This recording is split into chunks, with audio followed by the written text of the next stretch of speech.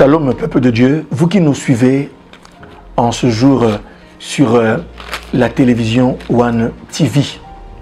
C'est votre émission Trompette du Sanctuaire, animée et présentée par, comme toujours, par le pasteur Tony Maboussi. Je vous salue au nom du Seigneur, que la paix du Seigneur soit avec vous tous, partout où vous nous recevez, quelle que soit la circonstance dans laquelle vous vous trouvez, que la paix du Seigneur soit avec vous. Comme vous le savez, je suis en train de vous parler des 7 actes de l'adoration. Et je vous avais dit, la fois passée, je me suis arrêté au 5e acte. J'ai parlé, je vous avais dit que l'adoration est un acte de dépouillement. L'adoration est un acte de soumission. Je vous ai parlé, le 3e acte, c'était le silence. Le 4e acte, c'était la restitution. Le 5e acte, c'était l'acte sacerdotal. Et aujourd'hui, je vous parle du 6e acte, en vous disant que l'adoration est un acte prophétique. En adorant, nous accomplissons un acte prophétique. Nous allons savoir de quoi il est question lorsque je parle de l'acte prophétique. Pour commencer, j'aimerais d'abord, comme je l'ai fait la fois passée, donner une définition un peu à ma façon de ce que je comprends de l'adoration.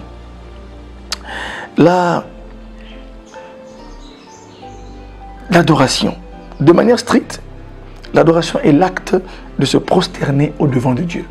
L'adoration est l'acte de se prosterner au-devant de Dieu. Je suis parti de cette définition car dans le Nouveau Testament, le mot qui est traduit par adorer, c'est le verbe grec proskuneo qui veut dire se prosterner. Et de manière plus large, j'avais dit que l'adoration est un culte. C'est un service que l'on rend à Dieu par nos chants, nos prières, nos gestes et notre vie consacrée. De manière plus large, l'adoration est un culte, c'est un service que l'on rend à Dieu par nos chants, nos prières, nos gestes et notre vie consacrée. Lisons le texte qui nous a servi depuis la fois passée, c'est Apocalypse chapitre 4, à partir du verset 6 jusqu'au verset 11. Je lis Apocalypse 4, 6 à 11. Il y a encore devant le trône, comme une mer de verre, semblable à du cristal. Au milieu du trône et autour du trône, il y a 4 êtres vivants, remplis Dieu devant et derrière. Verset 7. Le premier être vivant est semblable à un lion. Le second être vivant est semblable à un veau. Le troisième être vivant a la face d'un homme. Et le 4e être vivant est semblable à un aigle qui vole. Verset 8. Les 4 êtres vivants ont chacun 6 ailes et ils sont remplis de Dieu tout autour et au-dedans. Et ils ne cessent de dire jour et nuit, Saint, Saint, Saint est le Seigneur Dieu, le Tout-Puissant, qui était, qui est et qui vient. Saint, Saint, Saint est le Seigneur Dieu, le Tout-Puissant, qui était, qui est et qui vient. Quand les êtres vivants rendent gloire et honneur et action de grâce à celui qui est assis sur le trône, à celui qui vit au siècle des siècles, les 24 vieillards se prosternent devant celui qui est assis sur le trône et ils adorent celui qui vit au siècle des siècles.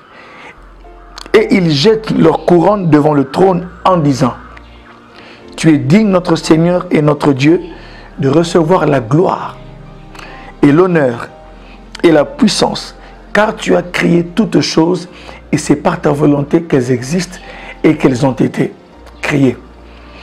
Ici, c'est la vision que Jean est en train de voir, l'apôtre Jean est en train de voir. Là-bas, à l'île de Patmos, Jean a une vision et il est enlevé en esprit et il est en train de voir la cour céleste. Et il voit le service qui se passe autour de Dieu, autour du trône de Dieu. Et là, il voit les 4 êtres vivants. Enfin, d'abord, il voit le trône de Dieu, qui est sur, comme devant le trône, il y a une mer de verre, semblable à du cristal. Et le trône est surplombé d'un arc-en-ciel. Et il voit quelqu'un sur le trône, pour ne pas dire il voit Dieu, il dit qu'il voit quelqu'un. Et ce quelqu'un est semblable à l'aspect du jaspe et du sardoine. Et autour du trône, il y a 24 trônes sur lesquels il y a 24 vieillards qui y sont assis. Mais dans la proximité du trône, il dit au-dedans et au milieu et autour, encore, il voit 4 êtres vivants. Et il décrit ici la scène de cette liturgie qui se passe autour du Seigneur. Et vous savez, mes frères, lorsque nous accomplissons certaines choses, il nous faut un modèle. Et en lisant l'Apocalypse, le Seigneur nous a aidés à en voir aussi un modèle. En lisant également la parole de Dieu, vous voyez le modèle céleste. Et je pense que le modèle céleste nous inspire de beaucoup de choses. À voir comment est-ce que Dieu est adoré, comment il se manifeste dans sa puissance, et comment est-ce que ceux qui sont dans sa proximité l'adorent. Je suis à l'acte prophétique.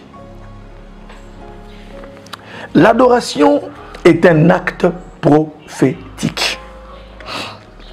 En quoi est-il prophétique? Ça, c'est la question que nous posons nous tous. En quoi est-il prophétique? Notez bien, dans le mot prophétique, nous voyons le prophète, prophétie. Notez bien, avant de vous faire voir en quoi est-ce que l'adoration est un acte prophétique, j'aimerais d'abord aussi essayer de vous faire voir un tout petit peu, de donner une définition sommaire de ce qu'est le prophète. Le prophète, de manière simple, retenez, il est porte-parole de Dieu. Il est celui qui parle de la part de Dieu. Prophétiser donc, c'est parler de la part d'eux. Prophétiser, c'est parler de la part d'eux. C'est annoncer. On peut s'arrêter là de manière toute simple. Maintenant, j'aimerais avec vous répondre à la question en quoi est-ce que l'adoration est-elle un acte prophétique? Premièrement, l'adoration est un acte prophétique parce qu'en adorant, non seulement nous rendons culte à Dieu, mais nous annonçons au monde les mystères de Dieu. Avant de pouvoir vous parler plus longuement, j'aimerais que vous puissiez retenir ceci. Il y a une charge prophétique lorsque nous sommes en train d'adorer. En adorant Dieu, il se passe qu'il y a un rôle prophétique que nous remplissons. L'adoration est chargée d'une dimension prophétique. Et c'est ce que nous sommes en train de voir. Nous ne pourrons pas bien sûr tout dire. Nous sommes en train de dire le peu que nous pouvons dire avec le temps qui nous est imparti. Premièrement, l'adoration est un acte prophétique parce qu'en adorant, non seulement nous rendons culte à Dieu, non seulement nous nous prosternons, mais nous annonçons les mystères de Dieu. J'aimerais lire avec vous 1 Pierre 2, verset 9. 1 Pierre 2, verset 9. Vous, au contraire, vous êtes une race élue, un sacerdoce royal, une nation sainte, un peuple acquis, afin que vous annonciez les vertus de celui qui vous a appelé des ténèbres à son admirable lumière. Vous comprenez cela? Nous sommes une race élue, nous sommes un sacerdoce, nous sommes un peuple acquis, une nation sainte. Et en tant que tel, Dieu nous appelle à annoncer les vertus. Donc si nous sommes tout ça, si nous sommes une race élue, nous sommes un sacerdoce royal, c'est pour que nous puissions annoncer les vertus hein, la force, les merveilles de ce que Dieu a fait, les vertus de celui qui vous a appelé des ténèbres à son admirable lumière. Nous annonçons les mystères de Dieu. Nous sommes en train de dire au monde, nous annonçons les mystères de Dieu. Et celui qui est dans l'adoration, celui qui est dans l'acte pur de l'adoration, à genoux, prosterné, ayant levé ses mains, celui qui est en train de prier, il est en train d'annoncer les mystères de Dieu. Nous sommes en train d'annoncer cela. Nous sommes en train d'annoncer les mystères de celui qui nous a appelés des ténèbres à son admirable lumière. Dieu, beaucoup de gens en ont une image, en ont une pensée, une certaine idée.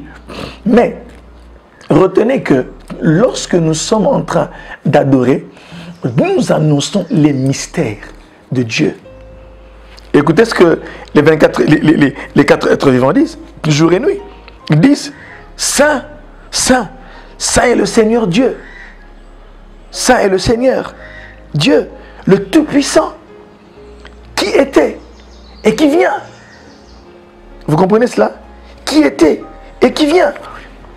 Remarquez également que les 24 vieillards, au verset 11, Apocalypse 4, verset 11, eux disent, quand ils jettent leur couronne, ils disent, tu es digne, notre Seigneur et notre Dieu, de recevoir la gloire et l'honneur et la puissance, car tu as créé toutes choses. Et c'est par ta volonté qu'elles existent et qu'elles ont été créées. C'est que le mystère de la création, tout ce que nous voyons, lorsque vous contemplez la création entière, vous vous rendez compte. Certains disent que non, écoutez, c'est simplement une force. La Terre a été créée parce qu'il y a eu un Big Bang. Moi, nous ne croyons pas en cette théorie-là.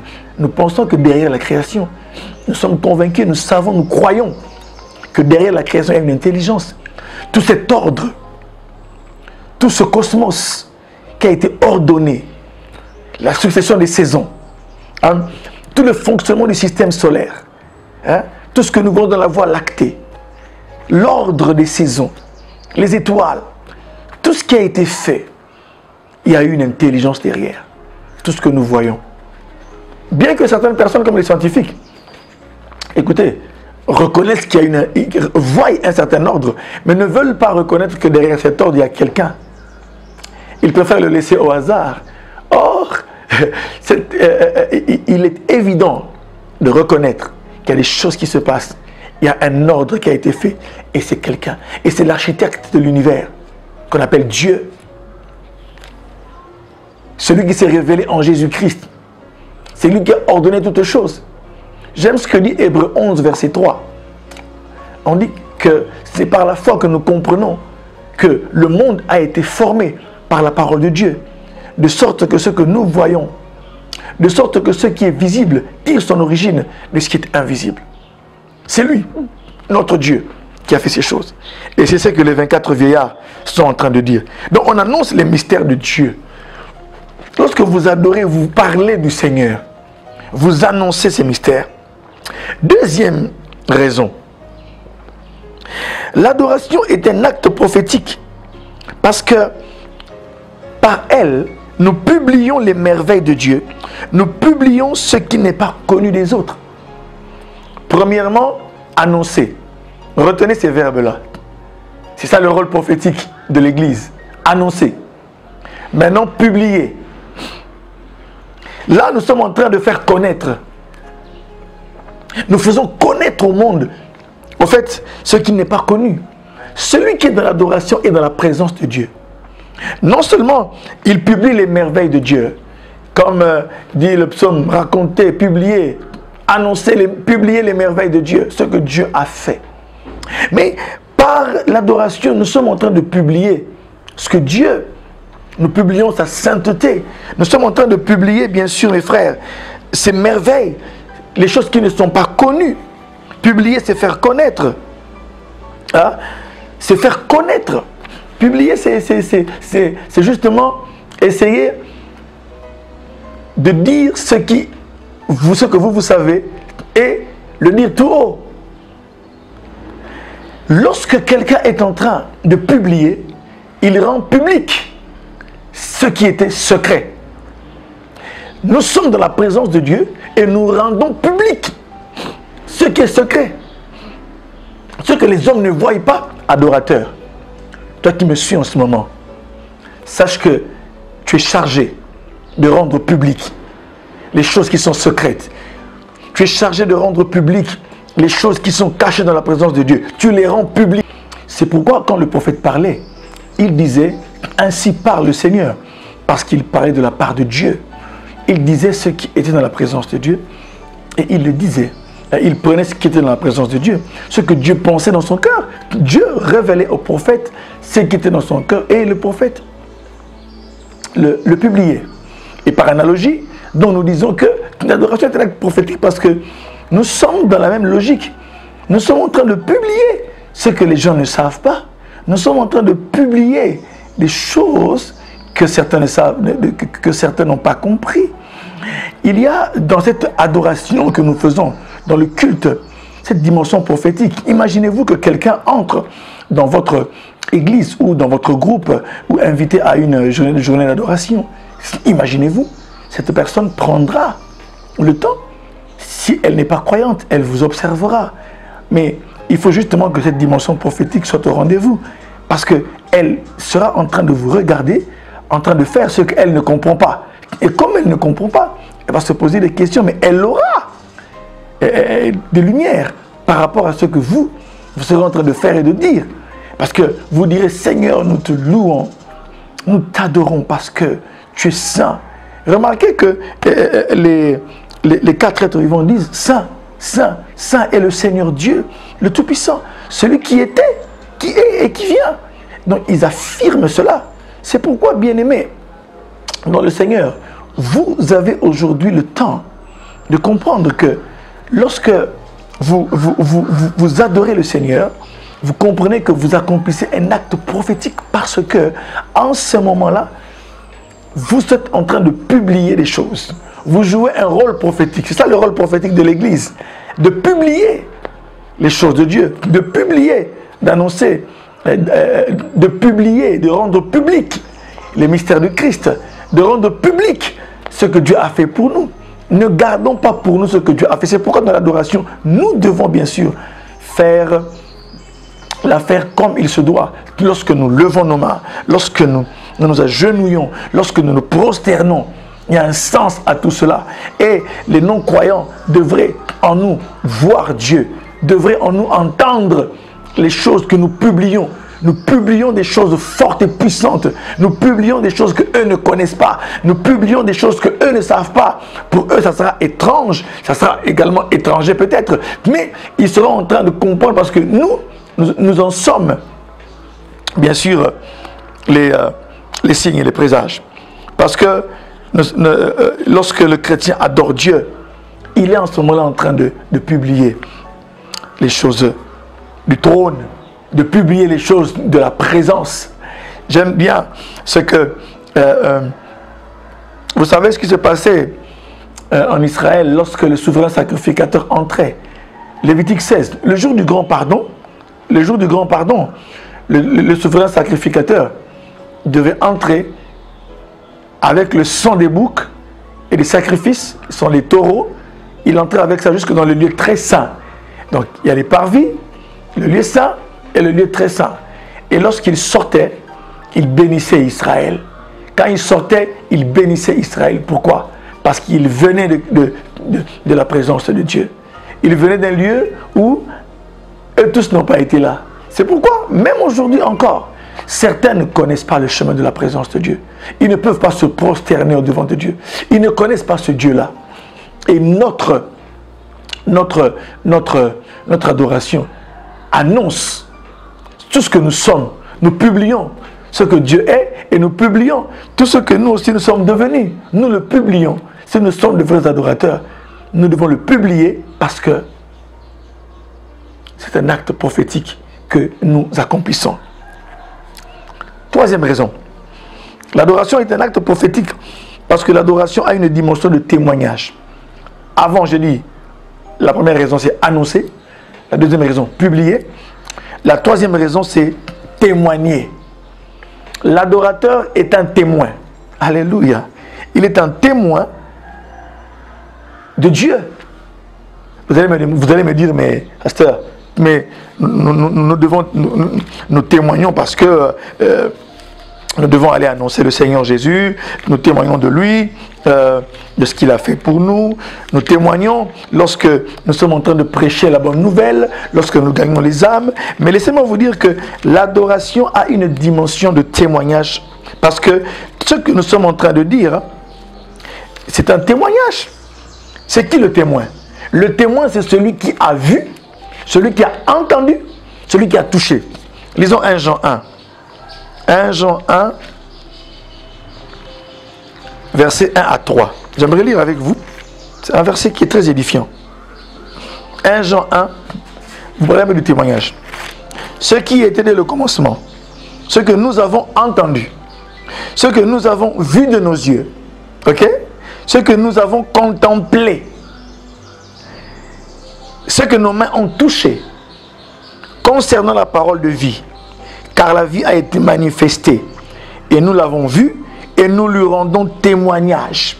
Et nous vous annonçons la vie éternelle, alléluia, qui était auprès du Père, et qui nous a été manifestée. L'apôtre Jean parle de Jésus, ce que nous avons entendu, ce que nous avons vu, ce que nos mains ont touché. Ils ont touché le Christ, alléluia. Et là, écoutez, verset 3, il dit, ce que nous avons vu et entendu, nous vous l'annonçons à vous aussi. Ce que nous avons vu et entendu, nous vous l'annonçons à vous aussi. Afin que vous aussi, vous soyez en communion avec nous. Or, notre communion, afin que vous aussi, vous soyez en communion avec nous. Or, notre communion est avec le Père et avec son Fils Jésus-Christ. Ce que nous voyons, j'aime l'exercice, hein. Ce que nous avons touché, ce qu'on a vu et entendu, on vous l'annonce à vous. Et pour que vous soyez en communion avec nous. Le mot communion vient du grec koinonia, qui veut dire avoir en commun quelque chose. Vous comprenez ça? De manière simple. Hein? Il y a la racine koinos, koinonia, la communion. Partager quelque chose de commun. Et là, il dit, nous vous l'annonçons pour que vous soyez en communion avec nous. Or, nous, notre communion est avec le Père et avec son Fils Jésus-Christ. C'est-à-dire qu'autrement, nous devenons des ponts par lesquels des ponts que Dieu utilise pour que nous puissions amener les gens à Jésus-Christ et à son Père. Vous comprenez cela? Il dit, nous vous l'annonçons. Écoutez, le témoignage est très puissant. Le témoignage a le pouvoir de vous mettre en connexion, non seulement avec nous qui témoignons, excusez-moi, mais de vous mettre aussi en connexion directe avec celui que nous témoignons. Alléluia. C'est que lorsque nous adorons Dieu, il y a cette puissance de témoignage. Parce que nous disons ce que Dieu est. Nous disons ce que nous voyons de sa présence, ce que nous sentons, ce que nous avons touché, ce que nous avons contemplé. Nous le témoignons. Notre adoration devient un moment de témoignage. C'est pourquoi j'aimerais vous révolutionner en vous disant que ne vous méprenez pas. Lorsque vous adorez, il y a une dimension de témoignage. Donc vous témoignez, lorsque vous parlez, lorsque vous dites ce que Dieu est, le païen, le non-croyant vous regarde, il sera peut-être étonné, mais il voudra aussi devenir comme vous. Alléluia. Le témoignage a pour but de bien sûr vous mettre en communion les uns avec les hommes, une communion horizontale. Et après la communion horizontale, il y a la communion verticale. Nous, ce que nous avons vu, ce que nous avons entendu, nous vous l'annonçons afin que vous aussi, vous soyez en communion avec nous. Or, nous, notre communion est avec le Père. Il y a cette... Si je suis en relation avec Dieu, maintenant toi tu es en relation avec moi, directement tu es en relation avec Dieu toi aussi. C'est que notre adoration, nos chants deviennent des moments de rencontre. Alléluia. Nos chants deviennent des moments, nos gestes, prosternement devient un moment de communion. Ce n'est pas en vain lorsque je me prosterne. Ce n'est pas en vain lorsque je lève mes mains vers Dieu. Lorsque je parle et je dis des mots, comme dit le psaume 45, des paroles pleines de charme bouillonnent dans mon cœur. Je dis mon œuvre est pour le roi. Oh, tu es le plus beau parmi les fils de l'homme. Lorsque nous sommes en train d'annoncer, d'adorer Dieu, le monde qui nous regarde voit bien sûr que ces hommes, qui sont-ils? Nous sommes des chrétiens, des adorateurs. C'est pourquoi Jésus a dit, l'heure vient et les vrais adorateurs adoreront le Père en esprit et en vérité. Ce sont là les adorateurs que le Père cherche. Pourquoi il cherche les adorateurs? Oui, c'est vrai, il a besoin qu'on lui rende le culte. Il a besoin justement de ce parfum, que ce parfum monte vers lui. Mais il cherche des vrais adorateurs. Pourquoi? Parce que les vrais adorateurs sont des agents de transfert. Ils sont des agents de communion. Ils sont des ponts que Dieu a laissés dans ce monde. Alléluia. Ce sont des ponts que Dieu jette entre lui, son Fils et le monde, afin que le monde passe. Je vous scandalise? Non, vous avez dit que Jésus-Christ est le seul chemin, certes, mais par le témoignage, nous devenons des ponts par lesquels les hommes rencontrent Dieu. Ce que nous avons, oh Seigneur, je t'adore parce que tu es Jéhovah Rapha, toi qui guéris. J'ai été guéri, Seigneur. Je me rappelle lorsque je marchais dans ton adoration. Lorsque j'étais dans les ténèbres, tu m'as changé, transformé. Tu es le Dieu qui m'a aimé malgré mes fautes et mes péchés. Mais la prostituée le faussaire, le bandit qui est à côté de vous, qui vous entend, il se dit, mais tiens, donc moi aussi je peux être pardonné. Si elle a été pardonnée, si lui a été pardonné, si lui ses fautes ont été effacées, c'est que moi aussi je peux connaître je peux avoir la même grâce. Nous devenons des ponts, mes frères. Nous devenons des ponts. L'adoration jette un pont. L'adorateur devient un pont par lequel il devient un point de contact avec le Père. Or, notre communion, dit Jean, est avec le Père et son Fils Jésus. C'est qu'en nous regardant, en nous entendant, les hommes aussi sont en communion avec le Père. Dernière raison. Quatrième raison, l'adoration est un acte prophétique parce que nous sommes des signes et des présages. Des festins et des noces. Du festin et des noces de l'agneau. Jean dit l'Apocalypse. Heureux ceux qui ont lavé leur robe. Heureux ceux qui sont purifiés, car ils sont attendus aux noces de l'agneau. Alléluia. Nous devenons, bien sûr, des signes et des présages. Comme dit Ésaïe, voici moi et les enfants que Dieu m'a donnés, nous sommes des signes et des présages de la part de l'Éternel des armées qui habite dans la montagne de Sion. Lorsque nous adorons le Seigneur, nous sommes en ces moments-là en train, mes frères et mes sœurs, de jouer notre rôle de signe et de présage. Nous annonçons déjà aux gens, voilà ce qui se passera dans le ciel quand Jésus-Christ viendra et rétablira toutes choses. Dans la présence de Dieu, il y aura l'adoration. Nous serons en train de le glorifier. C'est pourquoi nos cultes sont des moments prophétiques puissants. Ils annoncent déjà au monde, voici ce que sera la création. Au renouvellement de toutes choses. Au renouvellement de toutes choses. C'est que nos cultes doivent être des moments où on annonce. Mais frère, j'ai parlé de l'acte prophétique de l'adoration. En quoi est-elle prophétique l'adoration? Parce qu'elle annonce. Il y a une dimension de l'annonce, de publication, de témoignage, et il y a une dimension du présage et du signe. C'est que c'est comme le prophète en lui-même. Lisez la vie des prophètes.